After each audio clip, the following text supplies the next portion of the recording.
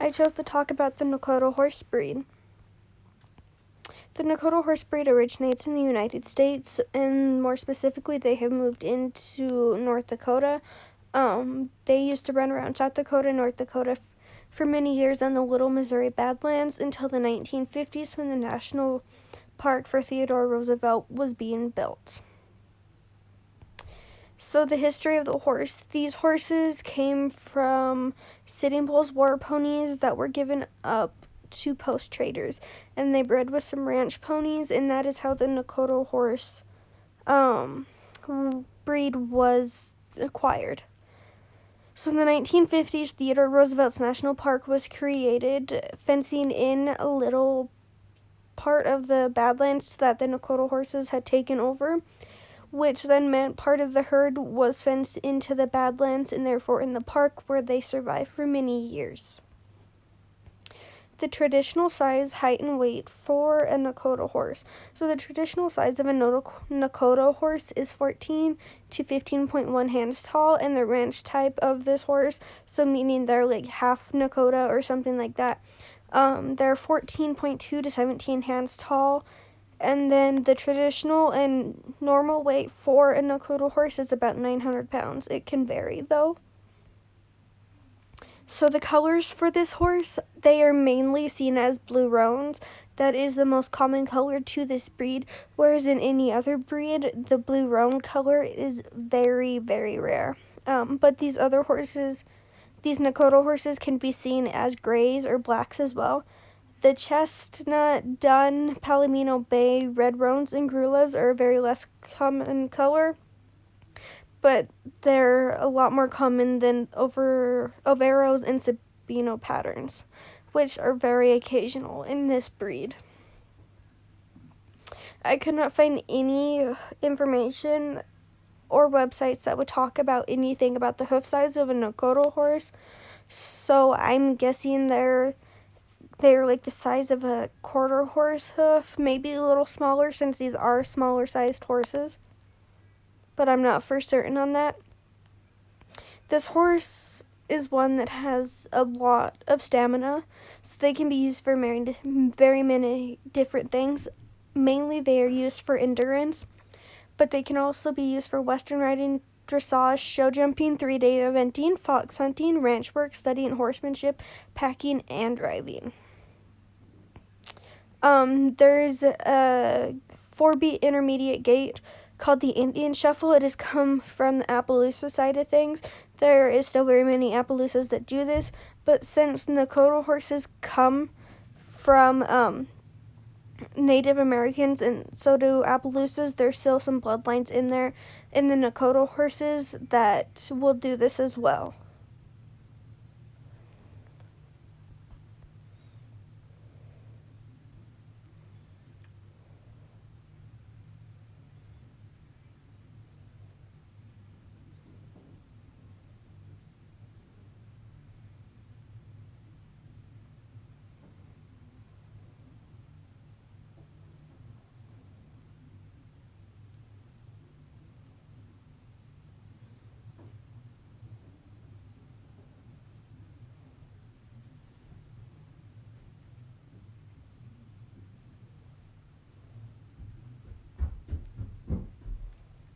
So, selecting this breed, there is a Dokota horse registry that you do have to be a part of.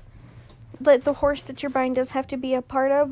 Foundation Dakotas are mainly deceased, so you can't find the really true bloodlines of the Dokota horses. But there is a lot of offspring that are labeled as foundation bred. The horses are sectioned off into 2 groups, the foundation and then the foundation bred. So the offspring of the foundation horses that are labeled foundation bred, and then the foundation horses themselves. If these horses are crossbred, so they have like quarter horse or something in them as well, they're sectioned off into 2 groups known as the National Park Cross and the National Park Parts Blood. So the National Park Cross is these horses were in the national park, and then they bred to a different breed of horse, and that is how they got into that group. the Park's blood group is, they have some Nakota horse blood in them, but they are mainly a different blood. So the price depends on the horse and the training, as well as what people are trying to sell the horse for, what the uses are, the disciplines. Those all really play into part of the location and the price, as well as these horses are a very small breed. They're not huge like Appaloosas, quarter horses, thoroughbreds, stuff like that. They're not that huge of a breed. So a lot of people are really trying to preserve this breed. So price may go up depending on how the bloodlines of this Nakota horse is. The main location for these Nakota horses is North Dakota, just because that is where the breed came to know. The health, there was nothing that said anything about major health concerns with these horses. They're very healthy, very durable horses. They have said that these horses were bred by early settlers, ranch horses with the Indian war ponies, so just ranch horses, and then Sitting Bull's horses that he'd given up. They have ancestors of Native American horses, Spanish horses, thoroughbreds, and harness horses.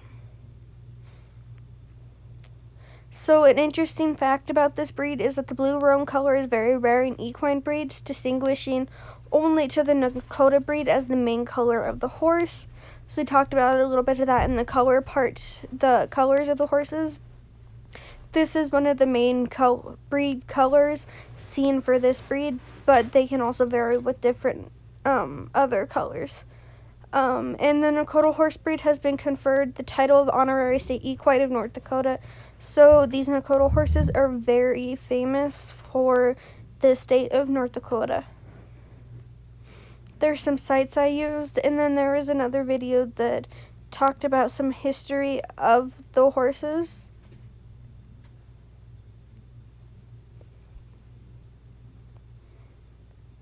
It might take a minute to load.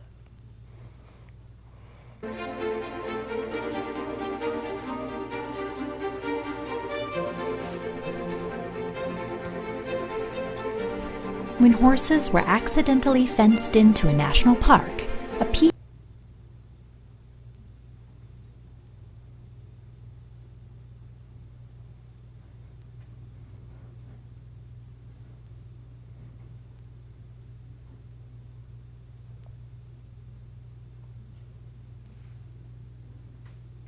of living history was enclosed within.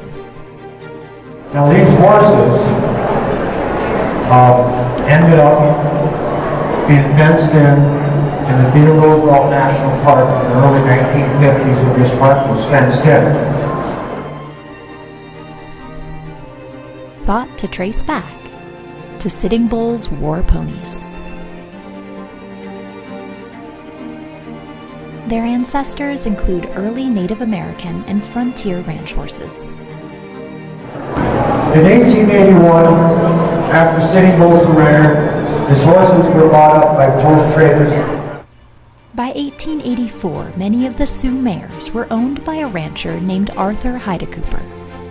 He wrote in his journals, he said, many of them were a very interesting lot, because many of them still bore the scars from the Battle of the Bighorn.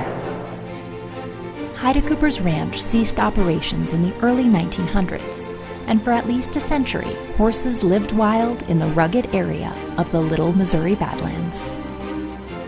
Harsh winters, hot summers, and rough landscapes made these already tough horses even more durable. In the 1950s, when they were fenced into the national park, they received a certain amount of protection from the fences, but their story doesn't stop there. The national park is not the be-all end. When the Wild Horse and Wild Burro Act was passed, the Theodore Roosevelt National Park was the only national park for wild horses at the time. Got an exemption from that law. So that meant that horses were never ever protected by any federal law. In the 1980s, two brothers from North Dakota, Frank and Leo Kuntz, started buying horses from the National Park Service roundups in order to save the horses from slaughter. In 1999, the Dokota Horse Conservancy was created and the breed registry was formed. Today, they are being used for all types of disciplines, from dressage to mounted shooting. Blue roan is the hallmark color of the breed, but they also come in a wide variety of other colors and patterns. They are known as sound athletes with incredible stamina. The most recent ride she did on Lignite was a 50-mile ride in Ashland, Montana, and it was a really, really tough race. 23 people started, and only 8 people finished out of the.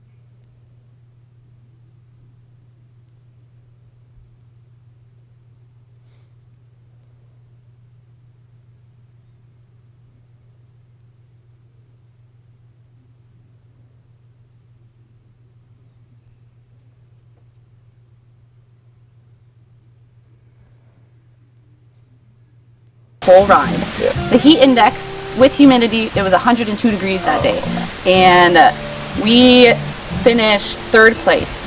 Like with flying colors. They develop strong bonds with the people they trust. Their ability to connect to you as a human. There is something about them that, in their personality, the way they think and process their, thoughts, they really connect with you. They have their person. They, imprint with you, and you are their person for the rest of their life. There are currently less than 1,000 Dokota horses worldwide.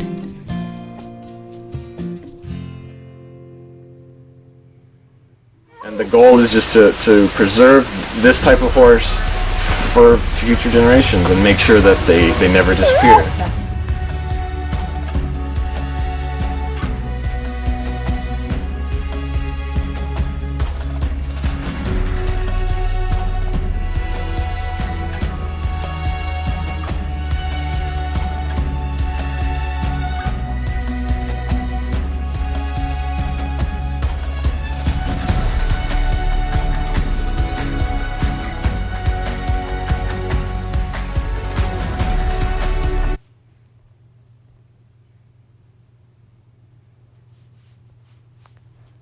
Well, there you guys go.